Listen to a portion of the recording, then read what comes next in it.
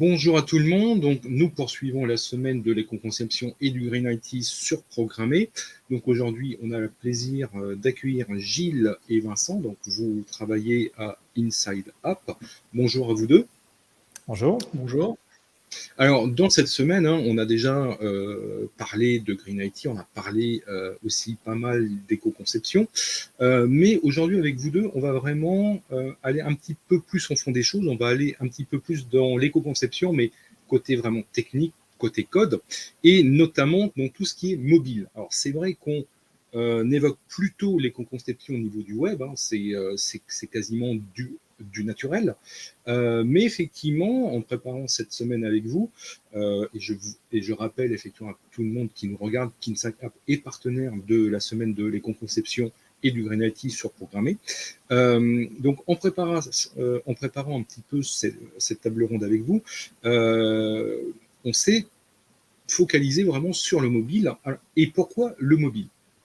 Alors, déjà, est-ce que vous pouvez vous présenter à quelques secondes déjà? Eh ben, je vais commencer. Donc, Vincent, je suis l'associé de Gilles et donc un des cofondateurs d'Inside App. Notre métier, c'est d'accompagner nos clients sur la conception et la réalisation d'applications mobiles. Donc, c'est un peu notre savoir-faire, notre ADN. C'est ce qu'on fait au quotidien des apps mobiles. Gilles, tu peux peut-être compléter pour… Oui, moi je suis Gilles, l'associé de Vincent. Donc, je suis CTO chez Inside App je fais du développement mobile depuis à peu près que ça existe. Alors, ça remonte même jusqu'au WAP, J2ME, toutes ces choses-là, même si là, on va quand même parler de choses plus récentes, donc de smartphones, d'iOS et d'Android. Alors, c'est vrai que déjà, lorsqu'on parle de développement mobile, on parle surtout, c'est l'opposition entre les applications hybrides, les applications web et les applications natives. Alors, je présume que selon l'option que l'on prend, l'impact que l'on va avoir au niveau du Green IT ne sera pas du tout le même. C'est ce qu'on a voulu justement tester et regarder avec le projet qu'on a réalisé en interne. Finalement, quand on parle d'éco-conception, on parle souvent, et c'est bien normal, d'optimisation des volumes de données, de requêtes, dans la façon de développer. Mais on s'est posé la question sur, effectivement, en fonction du choix de développement qu'on prend, tu l'as évoqué, il y a le développement dit natif, il y a plusieurs solutions dites cross-platform qui permettent de mutualiser tout ou partie des développements. En général, quand les clients choisissent un type de solution, ce sont les critères coût, délai, compétences internes, fonctionnelles, design qui jouent et passent trop rarement l'aspect impact environnemental. Donc, nous, ce qu'on a voulu faire, c'est regarder ces solutions sous le prisme de l'impact environnemental. On avait et on a des idées un peu préconçues sur les différents types de solutions en disant on pense que ce sera plus optimisé avec tel ou tel type de framework, mais dans l'éco-conception, le mieux, c'est quand même de mesurer. Donc, ce qu'on a voulu faire, c'est non pas la théorie, mais de comparer chacune des solutions avec, je dirais, un même projet et de regarder, de mesurer avec un outil qui s'appelle Green Spector qu'on présentera plus loin, de regarder vraiment l'impact environnemental sur uniquement la partie mobile. D'accord. Et donc, ce POC, est-ce que vous pouvez un petit peu le présenter? Oui, alors l'objectif du POC, c'est de regarder, donc selon les différents types de technologies de développement, Gilles va les présenter un peu plus en détail après, mais en gros, on a le développement natif, donc Swift sur iOS et Kotlin sur Android, et puis des solutions cross-platform, donc React Native, Flutter et Kotlin multiplateforme. Encore une fois, on va les détailler un petit peu après. Ce qu'on a voulu faire, donc, c'est faire le même projet avec donc le même parcours, les mêmes développements, les mêmes appels API, les mêmes designs et de comparer pour chacun des frameworks le même développement. Alors, même développement, évidemment, pas tout à fait le même puisqu'on s'est adapté à chaque environnement, à chaque framework, mais en tout cas, on a voulu faire la même chose, les mêmes parcours, les mêmes appels. On s'est basé sur une API qui s'appelle The Movie Database. Donc, le projet, en quelques mots, c'était quoi? On l'a appelé Turnip Off. C'est rassembler les plus grands nanars de l'histoire du cinéma. Donc Turnip en anglais, c'est nanar, c'est navet, voilà. Donc, je pense pas que ce soit littéral, mais en tout cas, c'est comme ça qu'on l'a appelé. Et donc, on a une application très simple qui va requêter, lorsqu'on lance l'application, différents types de carousels de films, donc par thématique, donc les plus mauvais films des années 90, d'action, de films d'horreur, etc. Donc, on a une liste de films tout à fait classique. Donc, on va recruter ces films-là. Ensuite, on va aller cliquer sur un type de film.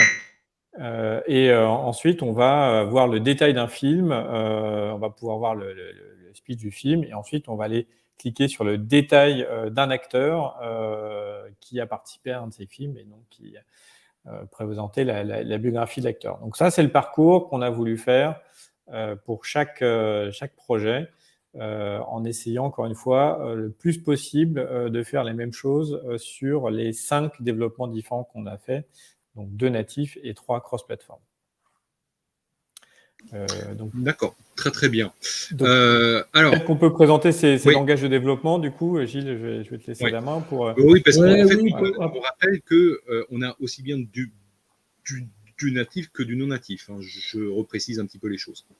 C'est ça. Donc, effectivement, aujourd'hui, sur mobile, il y a 2 grandes approches de développement. Il y a ce qu'on appelle le natif, qui est le fait d'utiliser les langages officiels et les outils officiels proposés par Apple d'un côté, Google de l'autre. Donc, sur iOS, aujourd'hui, le langage phare, c'est Swift. Historiquement, c'est Objective-C, mais qui est de moins en moins utilisé. Et Android, donc, historiquement, c'était du Java, mais maintenant, on est plutôt sur du Kotlin. Donc ça, c'est les solutions officiellement supportées, mais qui nécessitent, bien évidemment, d'avoir 2 bases de code séparées, puisqu'il n'y a aucune interopérabilité entre les écosystèmes et les technos. Et donc, on a l'autre approche qui est, elle, l'approche cross-platform, qui va permettre de mutualiser toute ou une partie de la base de code sur iOS et sur Android. Donc, nous, on en a retenu 3 de techno cross-platform qui nous paraissent être les plus, en tout cas, en vogue et utilisés aujourd'hui. Donc, la première, c'est React Native. C'est un projet qui est à l'initiative de Facebook et qui va permettre de développer en utilisant du JavaScript et le framework React, qu'on utilise aussi sur le web, mais pour le mobile, sauf qu'au lieu de manipuler des balises HTML, on va manipuler des composants graphiques natifs. Et donc, techniquement parlant, parce qu'il faut en parler un petit peu quand même, donc derrière, ça veut dire que dans une application qui embarque React Native, on a une machine virtuelle JavaScript, et derrière, le JavaScript fait les bindings sur le UIKit natif pour faire le rendu des vues.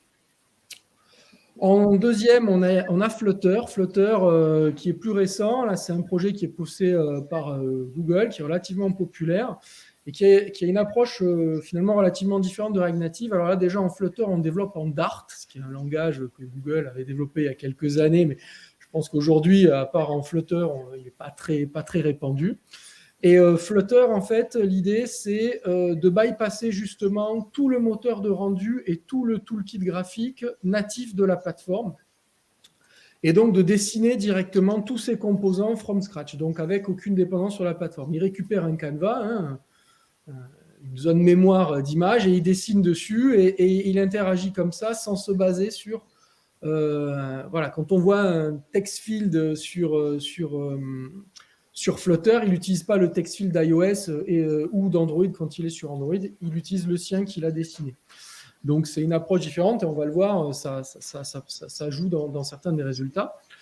Et là, le troisième, c'est encore une approche différente, c'est Kotlin multiplateforme mobile. Donc, Kotlin, à la base, c'est un langage qui tourne sur la JVM, mais il y a une version native qui va être capable de compiler en code natif le Kotlin, et ça va être utilisé pour faire des modules. Alors, plutôt, là, on ne va pas pouvoir partager toute l'application, c'est plutôt quelques modules fonctionnels, c'est du code métier, il n'y a pas d'UI partagé ou autre.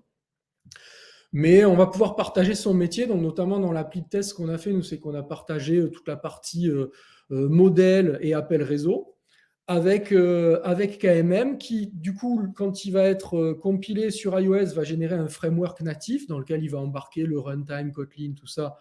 Et on pourra ensuite interagir avec lui sur le côté partie native. Et sur Android, il va faire la même chose que ce qu'il fait d'habitude. Il va générer un AR en bytecode Android. Voilà. Donc ces trois approches différentes, et ça nous paraissait intéressant de les voir toutes les trois. Alors, c'est vrai que si on analyse comme ça, effectivement, à froid, enfin chaud même, on peut se dire que c'est le natif qui semble le plus intéressant, enfin a priori. C'est ce qu'on avait en tête, voilà. C'est ce qu'on Ouais. avait en tête en partie, bien qu'il y ait des petites différences. Mais justement, c'est ce qu'on voulait mesurer à la fois sur deux aspects finalement. Un sur la taille du package, parce que effectivement, il y a cette notion de quel est le poids de mon application. Une application, ça se retélécharge, donc plus l'application est grosse et plus je vais générer de données qui vont transiter sur toute la chaîne, donc moins je vais être sobre.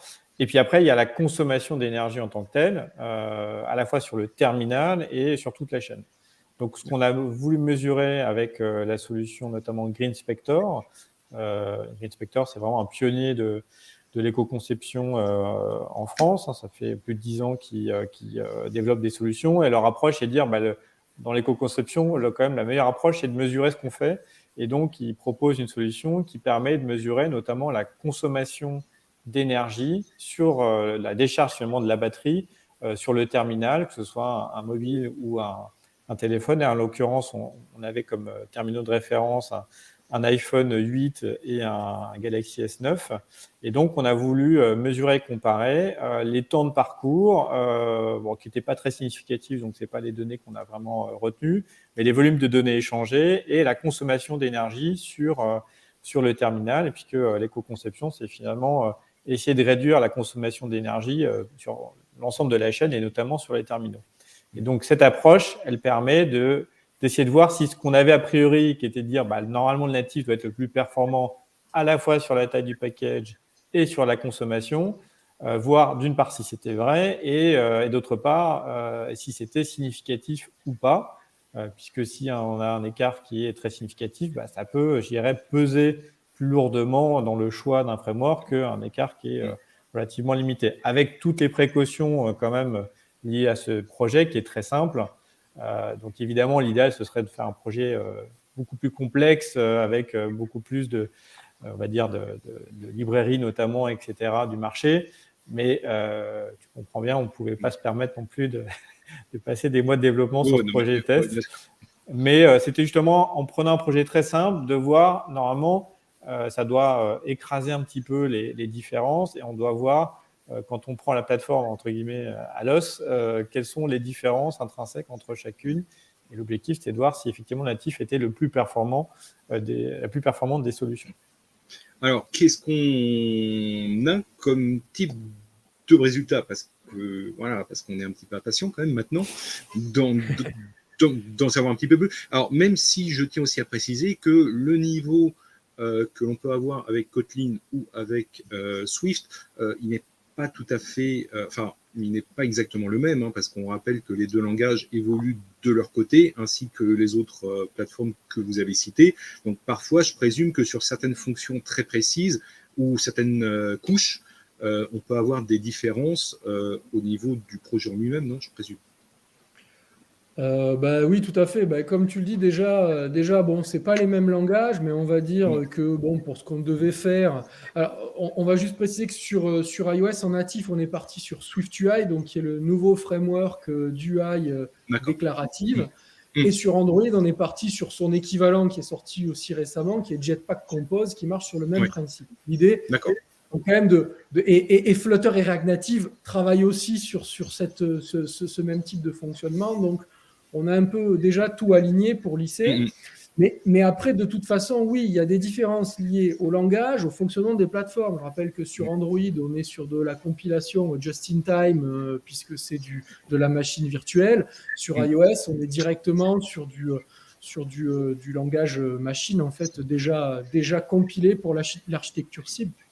Donc tout ça, mais on va le voir dans les résultats, il y a des petites différences. Ok. Alors, on peut peut-être déjà commencer. Ouais. Ah ben voilà, j'allais dire justement, on peut peut-être commencer. Voilà. Exactement ça, oui.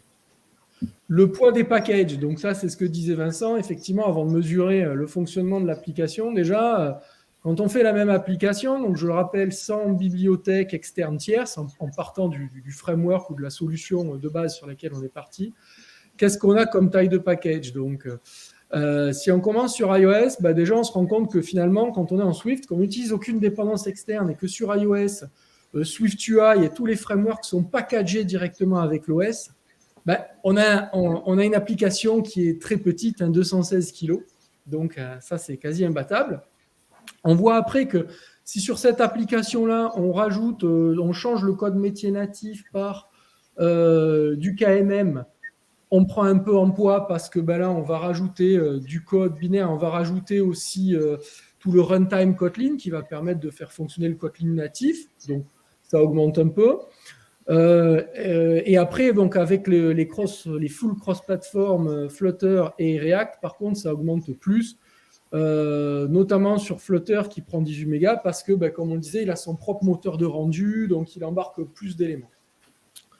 Sur Android, on retrouve à peu près la même chose. Alors, en natif, on est un peu plus gros, mais là aussi, c'est lié à la différence de plateforme. C'est-à-dire quand on rajoute Jetpack Compose et des éléments comme ça, ils ne sont pas par défaut packagés avec la plateforme puisqu'ils sont rétro-compatibles avec des versions plus anciennes. Donc, c'est des dépendances qu'on rajoute en plus.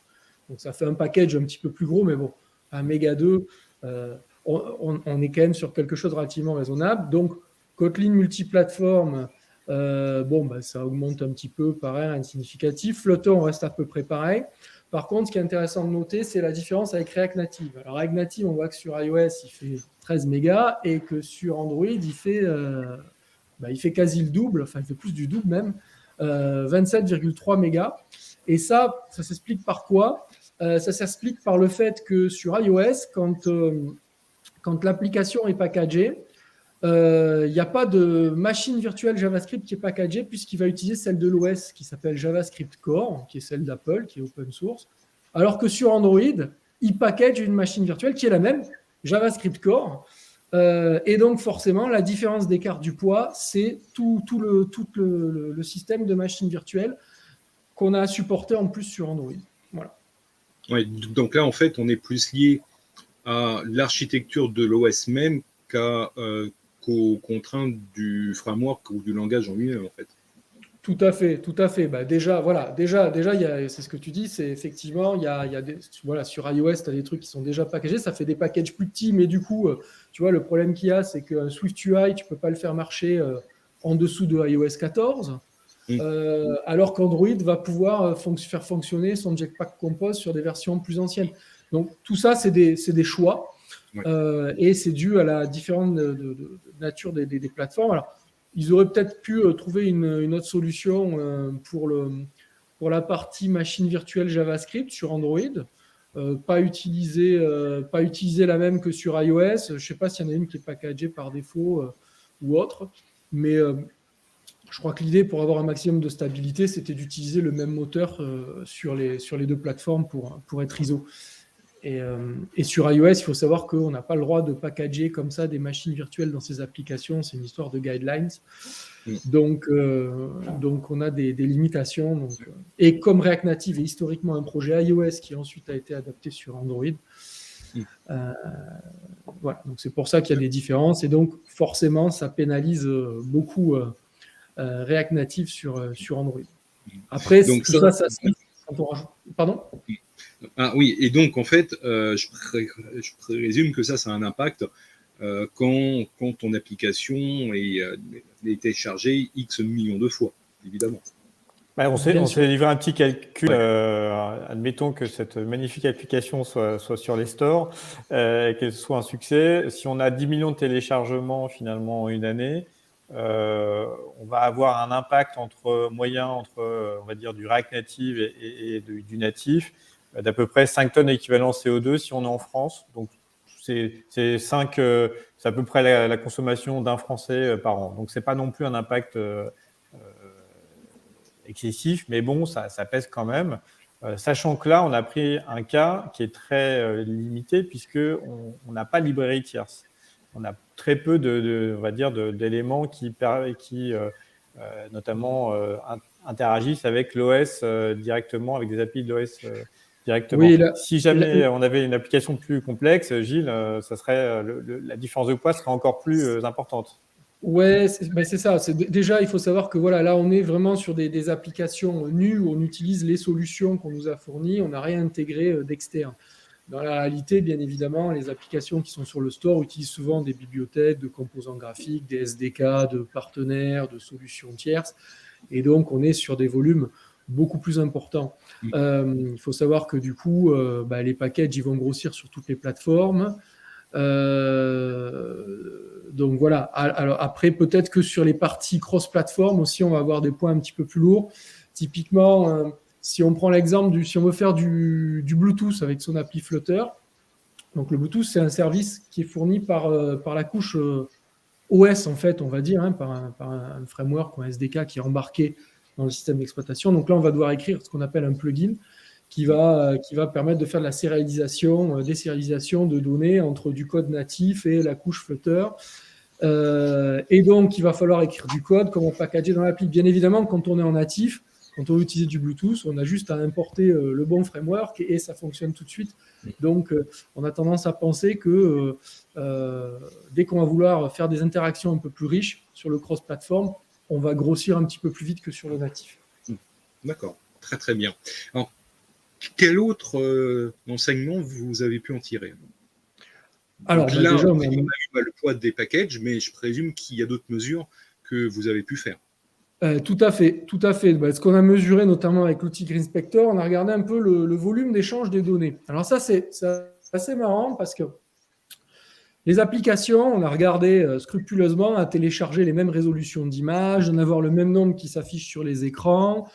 On a fait quelque chose d'assez simple, on charge les données à chaque fois qu'on affiche l'écran pour ne pas faire un truc avec du cache. L'idée, ce n'était pas d'optimiser, c'était d'utiliser le framework tel qu'il est fourni, sans se lier à des optimisations. Et alors, c'est marrant parce que, au final, pour afficher les mêmes types d'images, on voit que le volume moyen, donc sur une session de test, il varie beaucoup en fonction de la techno. Donc, si on creuse un peu plus, on voit en effet que, par exemple, React Native, lui, c'est lui qui génère le moins d'échanges de données.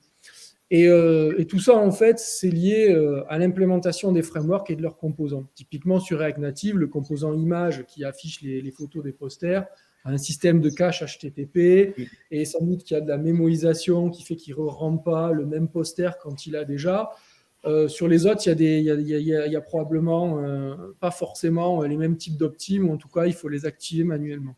Donc, ce qu'on peut retenir, c'est que sur React Native, il y a déjà une optimisation un peu clé en main, alors que sur les autres, si on veut faire la même chose, il y a peut-être un peu plus de tuning ou de paramétrage à faire. Mais là, par contre, je ne vois pas la partie Swift. C'est normal? Alors, ouais, non, alors là, en fait, là, on a mis les volumes. Oui, en fait, Kotlin, on aurait pu mettre Swift aussi, c'était la même chose.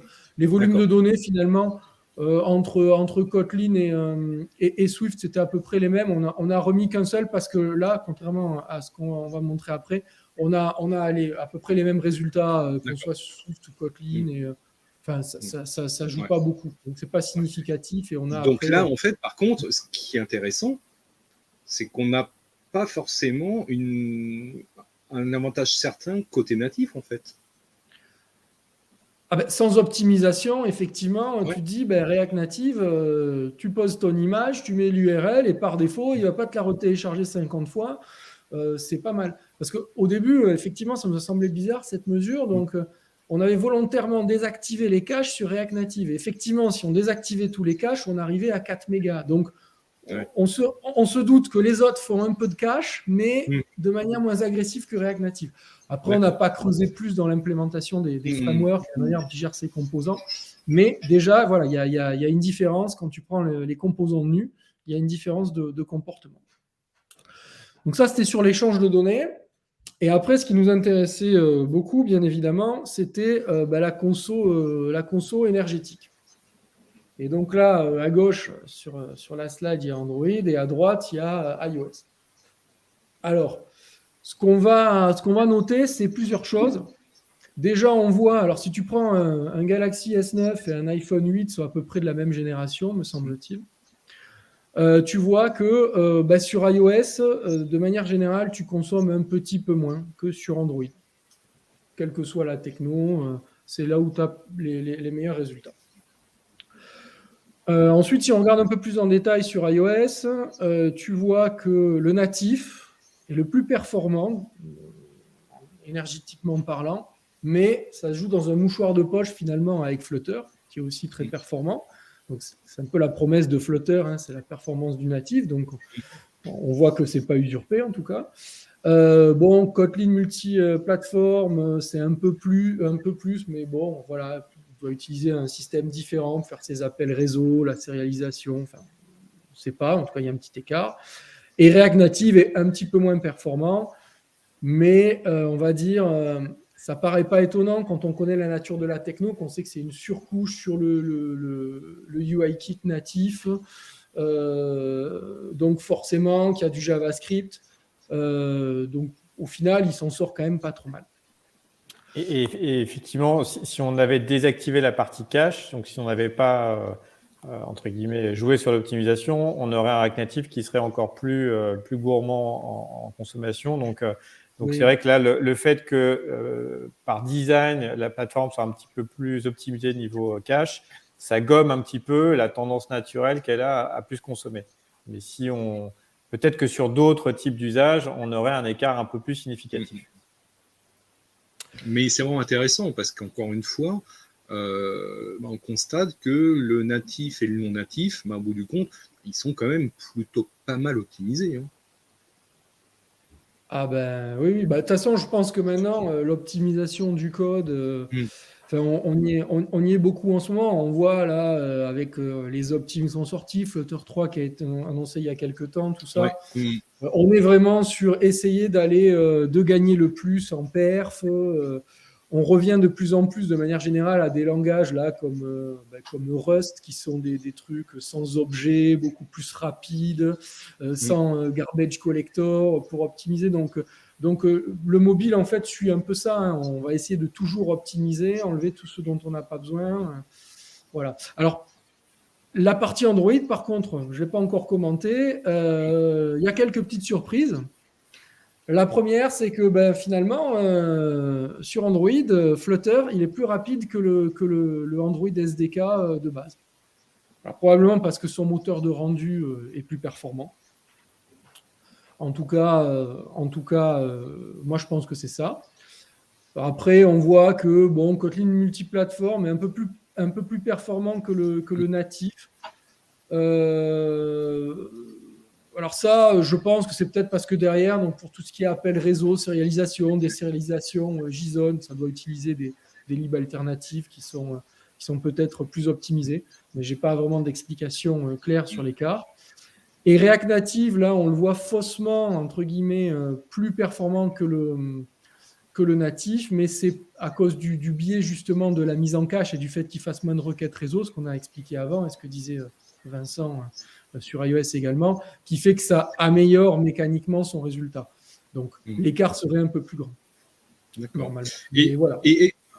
Et en fait, est-ce que le fait qu'un langage, que l'on parle de framework comme Flutter ou comme React, ou qu'on parle de natif, est-ce que le fait qu'on ait des langages plus ou moins verbeux, ça joue, ou est-ce que vous avez pu constater ça, ou est-ce que vous du compte, et les résultats ils sont là, c'est que le langage il soit verbeux ou pas, ça va relativement peu jouer au final.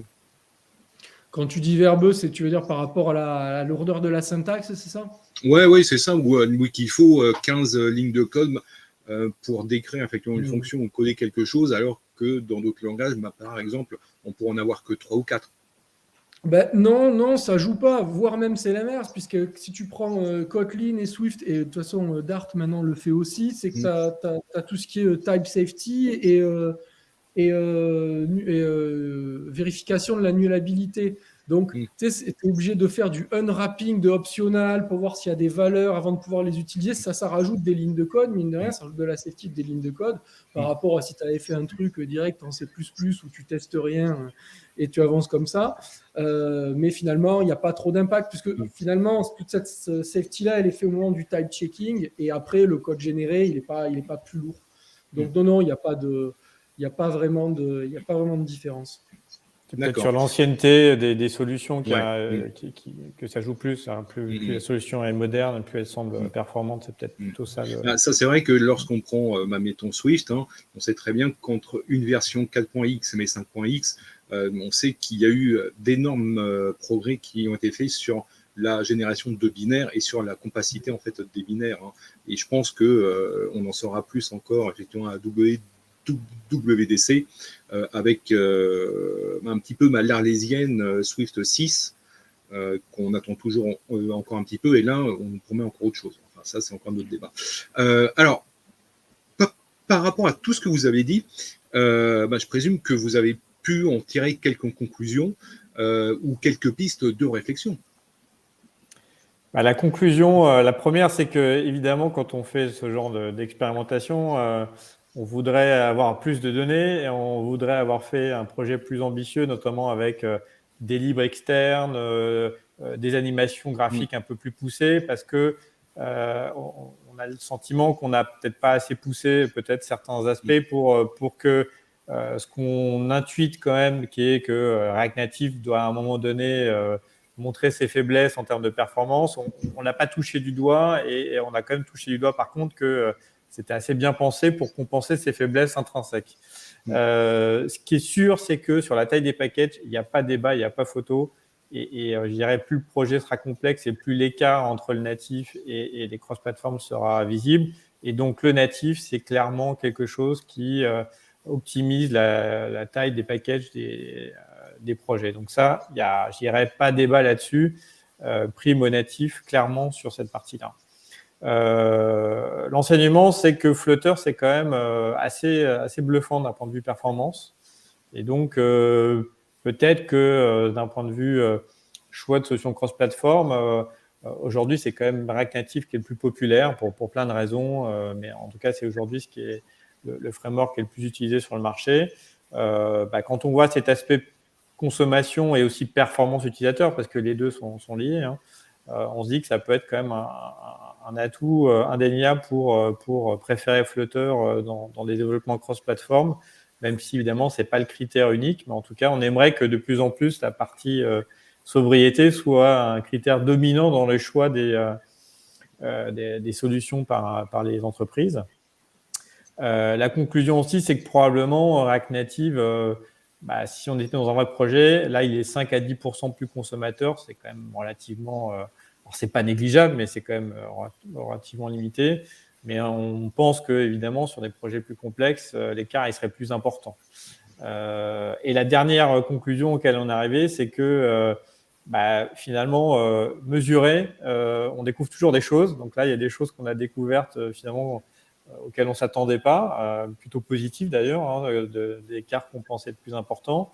Mais on a vu aussi qu'en activant et désactivant des paramètres dans React Native, il y avait un écart de volume qui était super important. On avait vu ça sur d'autres projets, rien que en changeant le HTTP Keep Live, on peut aussi avoir des écarts importants. Donc, je pense que la conclusion aussi, c'est quand on fait l'éco-conception, si on ne mesure pas, si on ne s'améliore pas en mesurant, en essayant d'optimiser, on risque de passer à côté de choses. Et c'est pour ça que les solutions comme GreenSpector sont super utiles et importantes parce qu'elles permettent vraiment d'aller au-delà des choses qu'on peut penser en théorie. Mais entre les pensées et l'implémentation, on voit qu'il y a quand même des écarts et donc c'est important de mesurer. Gilles, peut-être quelques mots pour conclure cette table ronde. Oui, on va dire que Vincent a dit l'essentiel. Aujourd'hui, de toute façon, c'est toujours un débat quand on va faire une application. Est-ce que je fais du natif? Est-ce que je fais du cross-platform? Et si je fais du cross-platform, quelle solution je prends? Donc, de toute façon, chacun a son avis sur la question. Et là, on se rend bien compte que finalement, il n'y a pas le cross-platform, c'est quelque chose qui va très bien marcher. Voilà. Après, ça va vraiment dépendre du cadre du projet. Hein. Donc, je sais que je ne réponds pas à grand-chose en disant ça. Je me fais dire, ça va dépendre. Mais c'est vraiment le cas. Mais effectivement, Flutter très prometteur. Et React Native, en vrai, moi, quand Flutter est sorti, il y a quelques années, je me suis dit, il va perdre de la vitesse. Et finalement, je suis étonné de voir comme la solution continue à s'améliorer et à s'optimiser de version en version. Et même si ce n'est pas la solution la plus performante, elle est quand même assez facile à prendre en main. Et puis, ça a l'avantage de pouvoir faire travailler des développeurs web qui ne connaissent pas forcément le mobile assez rapidement, hein, en utilisant React s'ils le connaissent déjà. Donc, moi, je pense que ces solutions-là, elles ont toutes leur place. Elles ont toutes leur place. Ça va dépendre du cadre et du sujet. Voilà. Très, très bien. En tout cas, un grand merci à vous deux. Je pense que celles et ceux qui ont suivi cette table ronde, vous avez pu voir un petit peu que le débat éternel, natif et non natif, au moins sur la partie de l'éco-conception et green, il faut pas non plus mettre en opposition frontale les deux, parce qu'au bout du compte, comme vous l'avez montré, les différences ne sont pas aussi nettes que cela. Alors, maintenant, à voir effectivement avec des composants externes, et la qualité de ces composants vont sans aucun doute effectivement influencer un petit peu tout ça. Mais en tout cas, c'est vraiment des comparaisons, des mesures extrêmement intéressantes. Merci à vous deux, et j'espère que cette table ronde vous a intéressé. Et je vous rappelle que la plupart de ces vidéos, de la vidéo de la semaine du Green IT et de l'éco-conception surprogrammée en collaboration avec Inside App, sont aussi disponibles en podcast et durant les prochains mois, bien évidemment, sur programmer.com. Merci encore une fois à vous deux et Merci. à très bientôt. Merci. À bientôt. Merci François.